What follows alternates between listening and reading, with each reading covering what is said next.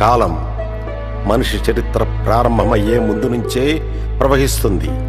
ఎక్కడో బ్రహ్మాండపు నిశ్శబ్దంలో ఒక శబ్దం మారుమ్రోగింది. ఆ శబ్దమే శబ్ద బ్రహ్మం.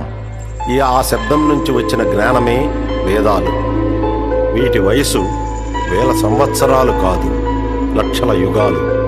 ఈ ప్రపంచం ఉండేంత కాలం నుంచే వేదాలు ఉన్నాయి. వేద అనే పదం విద్ అనే ధాతువు నుంచి వచ్చినది. దానికి అర్థం తెలుసుకోవడం, జ్ఞానం, దర్శనం.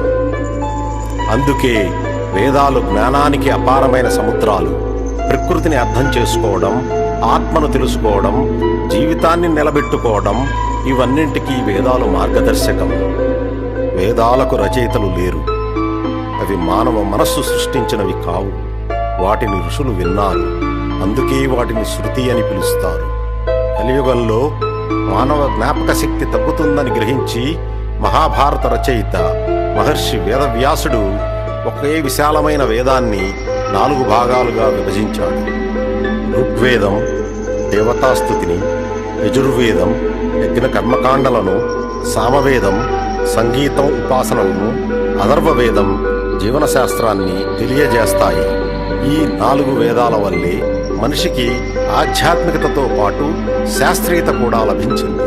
ప్రతి వేదంలోనూ 4 ప్రధాన భాగాలున్నాయి. మంత్రాల సమాహారం, దేవతల శక్తులు, ప్రకృతి రహస్యాలు, జీవనశక్తి అన్ని మంత్రాల సహిత రూపంలో ఉన్నాయి. యజ్ఞాలు ఎలా చేయాలి, హోమాలు ఎందుకు, అగ్ని అంటే ఏమిటి? ఈ ప్రశ్నలకు సమాధానమే బ్రాహ్మణం. అరణ్యాలలో ధ్యాన నిమగ్నులైన ఋషులు చేసిన ఆత్మవిచారణ, ధ్యానం, ఉపాసన, త్యాగం ఇవి అరణ్యకాల్లో ప్రధానమైనవి. ప్రపంచంలో అత్యున్నత తత్వజ్ఞానం అహం బ్రహ్మాస్మి, తత్వమసి, ప్రజ్ఞానం బ్రహ్మ ఇలాంటివి ఉపనిషత్తులే పుట్టించాయి. మనిషి సృష్టిని అర్థం చేసుకోవాలనే ప్రయత్నమే వేదాల ఆరంభం. వేదాలు పూజకు కాదు, అర్థం చేసుకోవడానికి. ఈరోజు మనం చదివే సైన్స్ అండ్ టెక్నాలజీ మూలాలు వేదాల్లోనే ఉన్నాయి.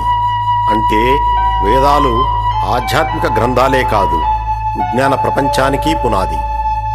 ఈరోజు మనం సైన్స్ అండ్ టెక్నాలజీలో ఎంత ముందుకు వెళ్ళినా మనిషి అడిగే మూల ప్రశ్న మాత్రం ఇదే: నేను ఎవరు, ఎక్కడి నుంచి వచ్చాను, నా జీవితం ఎందుకు? ఈ ప్రశ్నలకు సమాధానం వేదాలలో ఉంది. ఈ వెబ్ సిరీస్లో ఒక్కో వేదం గురించి వివరంగా మీకు అందజేస్తాము.